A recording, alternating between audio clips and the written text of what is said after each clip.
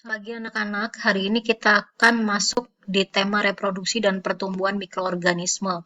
Kemarin sudah saya bahas mengenai fase atau stage pertumbuhan mikroba. Hari ini saya akan memperjelas lagi apa itu dan kemudian nanti saya akan menambahkan bagaimana DNA dan RNA bekerja dalam pertumbuhan suatu mikroba.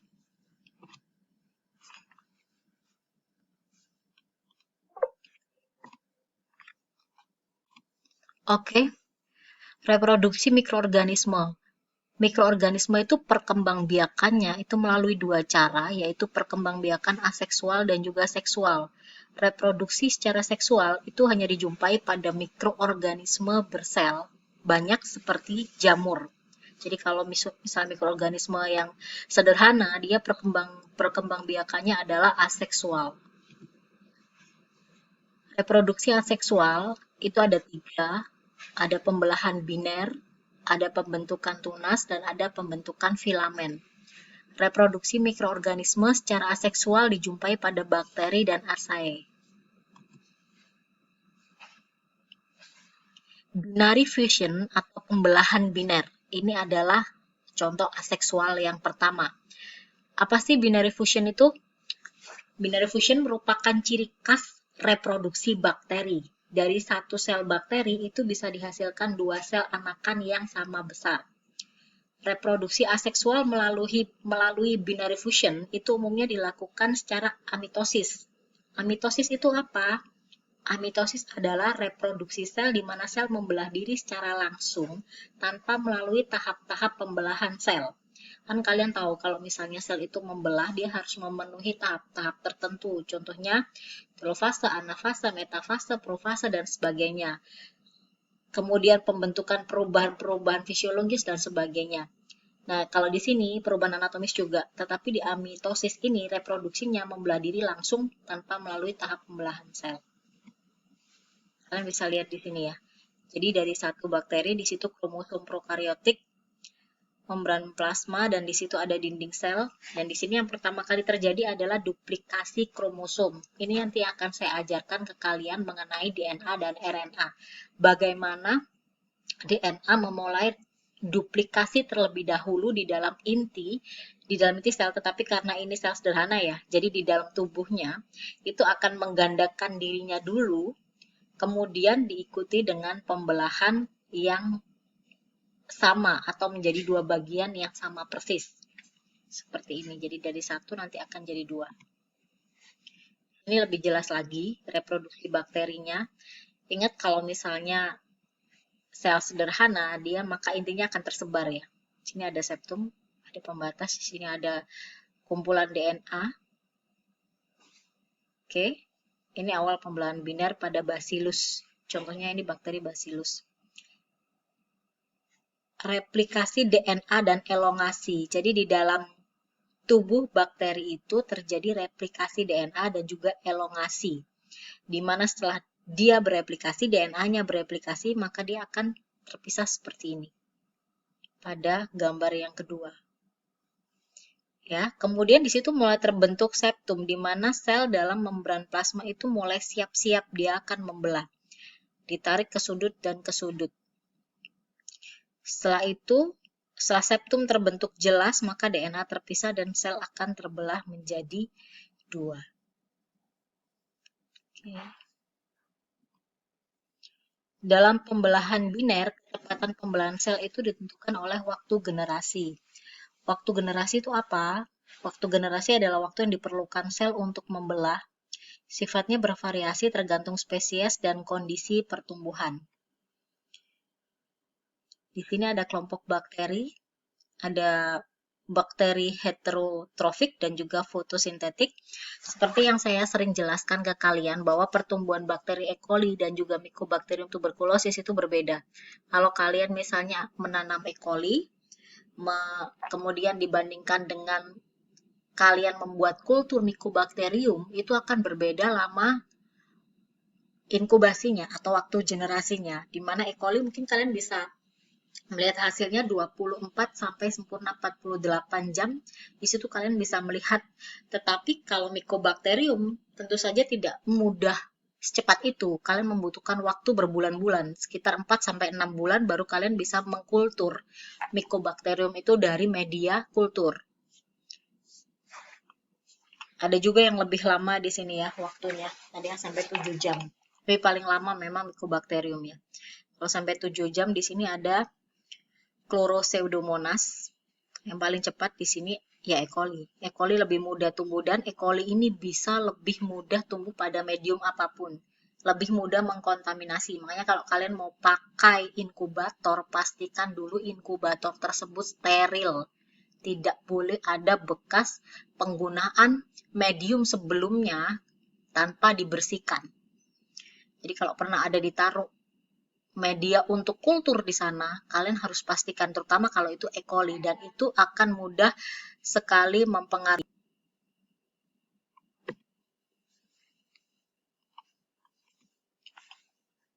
Oke, ini adalah gambaran bila sel tunggal bakteri bereproduksi dengan pembelahan biner, maka secara geometrik pertambahan populasi bakteri adalah seperti tabel di bawah ini. Ini hanya penggambaran ya, pertambahan populasi bakteri dengan pembelahan biner. Dari 1 menjadi 2, 2 menjadi 4, dan seterusnya. Ini juga tergantung dengan waktu generasinya. Jadi lebih semakin cepat dia, maka semakin cepat sekali bakteri ini untuk tumbuh dan bereproduksi. Itu tadi adalah binary fusion. Kemudian sekarang kita masuk ke pembentukan tunas. Ini juga masih aseksual. Pembelahan yang menghasilkan 2 sel tidak sama besar. Nah, ini harus kalian ingat ya, pembentukan tunas ini diawali dengan tunas yang kecil. Pembelahannya menghasilkan 2 sel yang nggak sama besar. Sel yang besar itu disebut sel induk, dan sel yang kecil itu disebut sel anak. Reproduksi dengan pembentukan tunas itu diawali dengan pembentukan tunas yang tumbuh menjadi cabang. Mikroorganisme membentuk tunas, kemudian akan melepaskan diri dan membentuk mikroorganisme baru. Di sini contohnya adalah famili Streptomyces ya. Golongan-golongan Streptomyces. Nah, ini kalian bisa lihat. Di sini ini yang besar.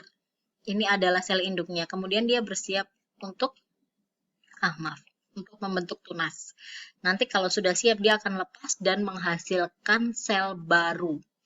Nih ya, ini ada sel induknya, kemudian dia membentuk tunas. Beda dengan yang awal tadi ya. Setelah itu tunasnya besar dan dia siap terpisah atau membentuk sel yang baru. Kemudian kita akan lanjut ke pembentukan filamen. Pembentukan filamen ini juga masih di aseksual. Pertumbuhan filamen adalah pembelahan sel filamen, sel tubulus dan panjang. Kalau misalnya disebut filamen kan ada bentukan seperti tubulus dan panjang. Sel mengeluarkan serabut panjang filamen yang tidak bercabang. Bahan kromosom kemudian masuk ke dalam filamen. Kemudian filamen terputus beberapa bagian dan tiap bagian membentuk bakteri baru. Dijumpai terutama pada keadaan abnormal. Jadi ini adalah suatu kondisi dia harus bereproduksi dalam keadaan abnormal. Misalnya dia terganggu untuk melakukan pembentukan tunas dan lain sebagainya. Contoh-contohnya adalah bakteri Haemophilus dibiarkan dalam perbenihan basah. Jadi bakteri Haemophilus yang dibenihkan dalam perbenihan basah, dia akan melakukan perkembangbiakan aseksual, yaitu dengan cara pembentukan filamen. Seperti ini ya. Kalau ini dia di kultur padat. Ini di kultur padat, ini kalau dia sudah di warna. Ini ya. Oke. Tadi adalah reproduksi aseksual. Sekarang adalah reproduksi seksual. Proses reproduksi seksual pada mikroba itu beda dengan eukariot ya. Jadi tidak sama seperti eukariot. Jadi tetap ada aturan yang berbeda. Dalam proses pembiakan tersebut tidak ada proses penyatuan inti sel sebagaimana umumnya terjadi pada eukariot. Yang terjadi itu berupa pertukaran materi genetik atau rekombinasi genetik.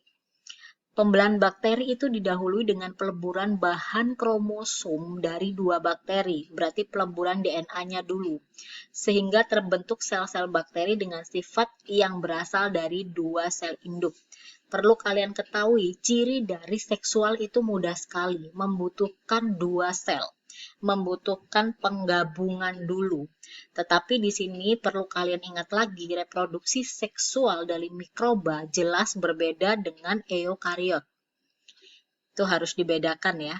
Kemudian pembelahannya ini didahului dengan peleburan. Mana yang melebur? Yang melebur adalah DNA dari dua bakteri, sehingga dia akan membawa sifat dari kedua sel tersebut. Pertumbuhan mikroorganisme. Tipe pertumbuhan. Pembelahan inti tanpa diikuti pembelahan sel, dan pembelahan inti yang diikuti pembelahan sel. Pembelahan inti tanpa diikuti pembelahan sel dihasilkan peningkatan ukuran sel. Jadi ukurannya lebih besar karena inti di dalamnya itu membelah. Sementara yang diikuti pembelahan sel berarti dihasilkan peningkatan jumlah. Jadi ukurannya membesar, kemudian dia akan terlepas dan diikuti dengan pembelahan. Reproduksi bakteri dengan pembelahan biner. Dari satu sel bakteri dihasilkan dua sel anakan yang sama besar. Itu binary fusion. Interval waktu yang dibutuhkan bagi sel untuk membelah diri menjadi 2 kali lipat itu adalah waktu generasi. Jadi dia membutuhkan interval waktu dari masa inkubasinya dia. Mayoritas waktu generasi itu 1-3 jam, ada yang 15-10 menit, ada juga 20 jam berbulan-bulan. Waktu generasi awal ya ini maksudnya, dia pertama sampai terjadi waktu inkubasinya sampai dia berhasil dikultur itu setiap bakteri juga berbeda-beda. Jadi mulai awal dari ditanam, mungkin E. coli sudah bisa menguasai tempat itu, mulai memasuki fase pengenalan itu di masa 15-20 menit sebelum dia masuk di fase peningkatan jumlah. Yang kemarin kalian belajar masalah fase nanti akan saya ulas lagi. Ini adalah rangkuman dari pertumbuhan mikroorganisme. Persyaratan tumbuh bakteri. Kalau mau tumbuh, kita pasti membutuhkan apa sih? Pasti membutuhkan nutrisi.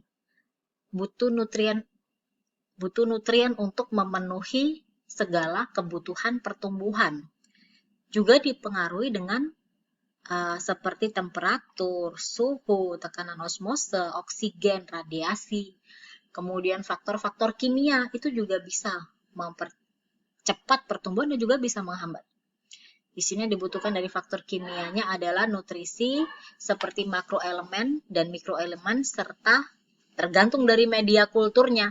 Oke, saya lanjutkan di video selanjutnya ya. Oke, sorry, ternyata waktunya masih cukup. Nanti saya potong jadi beberapa video karena perlu waktu sekitar 15 menit. Jadi saya lanjutkan di video sini.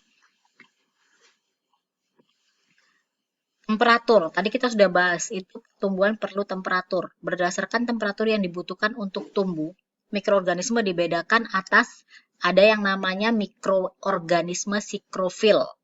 Ada yang namanya sikrofil fakultatif, ada mikroorganisme mesofil, ada mikroorganisme termofilik. Jadi kalian harus ingat bahwa mikroorganisme sikrofil adalah mikroorganisme yang suka dengan suhu yang sangat rendah. Jadi optimal dia 0-15 derajat Celcius.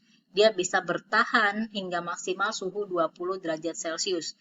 Bakteri atau mikroorganisme sikrofil, kalau kalian tumbuhkan di temperatur 45, tentu saja dia tidak bisa survive.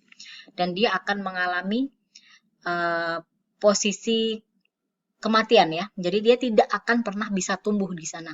Sebenarnya ini bisa jadi suatu acuan bahwa misalnya kalian melakukan masak suatu bahan makanan, katakanlah tempe dengan suhu sekian, katakanlah dia pakai suhu tinggi untuk memasak tempe tersebut. Kemudian dari masak tempe tersebut kalian bisa melakukan uji apakah masih ada bakteri termofil yang bertahan di sana. Itu ya, bakteri-bakteri dengan suhu minimal 45 derajat Celcius itu kan bakteri-bakteri jenis termofil ya. Apakah masih ada? Karena dia bisa bertahan sampai 100. Oke, kemudian ada juga yang bakteri yang mesofil minimal 15-20 derajat Celcius. Di sini nanti kalian bisa baca. Kalian harus pahami itu. Karena kalau kalian udah nggak paham yang ini, nanti kalian riset akan lebih sulit lagi. Karena setiap bakteri tidak hanya memiliki waktu generasi atau tipe pertumbuhan yang berbeda dan juga nutrisi yang berbeda, tetapi juga dipengaruhi oleh faktor temperatur yang berbeda juga. Kemudian di sini ada pH untuk asidofil, neutrofil. alkalofil dan juga alkalofil ekstrim. Di sini pH ya.